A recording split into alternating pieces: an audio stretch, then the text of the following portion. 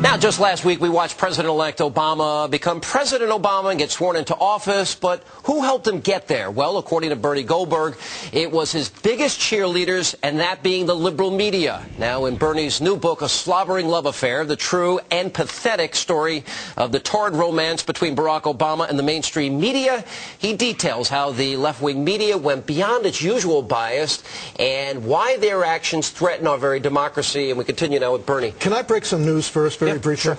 My sources told me tonight that when Barack Obama took office, literally when he took office, he found out that the economy was in worse shape than he thought, and he had to lay off 17 journalists. You know what my sources tell me? That he actually was raising people from the dead and turning water into wine.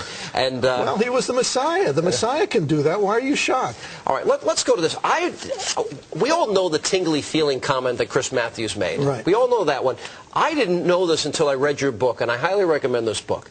But he was on The Tonight Show a year ago. Oh, yeah. If you're actually in the room when Obama gives one of his speeches and you don't cry, you're not an American. Right. Can you imagine? Let me ask your audience. Can you imagine if Sean Hannity said that about Ronald Reagan? You're not an American if you don't cry. They would be calling you a fascist, a Nazi, and those would be the nice things.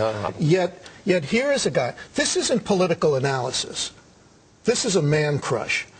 Chris Matthews had a man crush on Barack Obama. All right, let's roll some tape on Matthews. Go ahead. Talk straight here. All right. This is the network that has opened its heart to change and its possibilities. Let's be honest about it. These people watch this network out here. They sure do. This is the network. Yeah. Let me do this slowly for Chris's sake, because he's so clueless, he doesn't get it. It's one thing to comment. Commentators are allowed to comment on your commentary show. He was anchoring a news event. The inauguration was a news event. First of all, how does MSNBC, only at MSNBC, they pick four...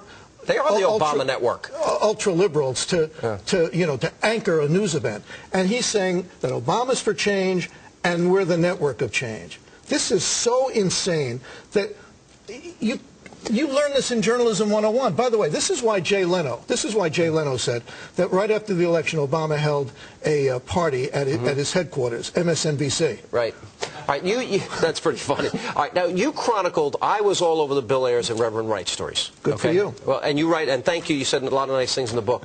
But here is Keith Olbermann criticizing George Stephanopoulos, was the one guy in the mainstream media, for asking the question. He had been on my radio show the day before. I said, are you going to ask the question?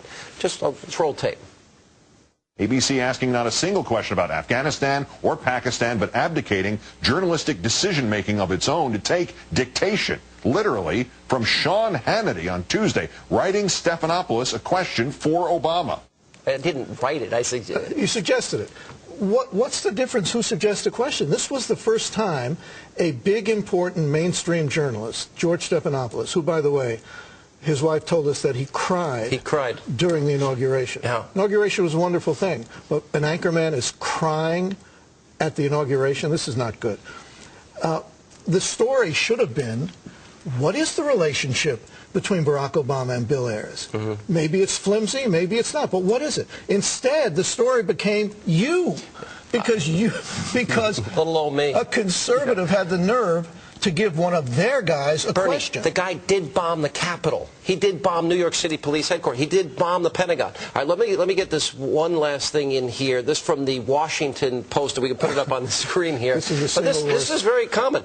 The sun glinted off chiseled pectorals sculpted during his 4 weightlifting sessions each week, and a body toned by irregular treadmill runs and basketball games. By the way, Bernie, he shoots hoops. That's got to make him a great president. Well, I would agree with that, because I should play basketball. Too, But that had to be, and if I'm wrong, I would like somebody at the Washington Post to tell me. I'll keep an open mind.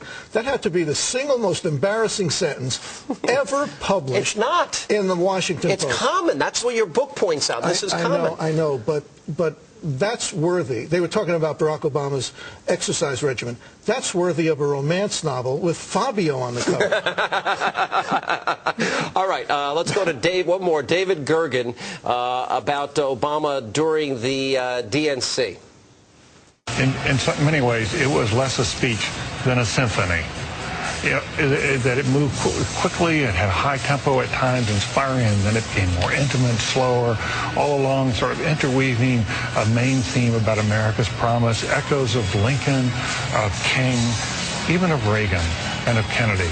It will not be in the annals of, I don't think it was as good as his civil rights speech, but as a political speech, it was a masterpiece. Great. It was a masterpiece. I would expect nothing less from David Rodham Gergen.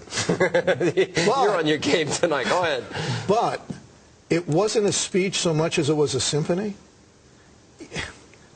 You have to be embarrassed when you talk that way. And they want the censorship doctrine for us. Yeah. They want to silence us. Yeah, because there isn't enough slobbering going on. Right.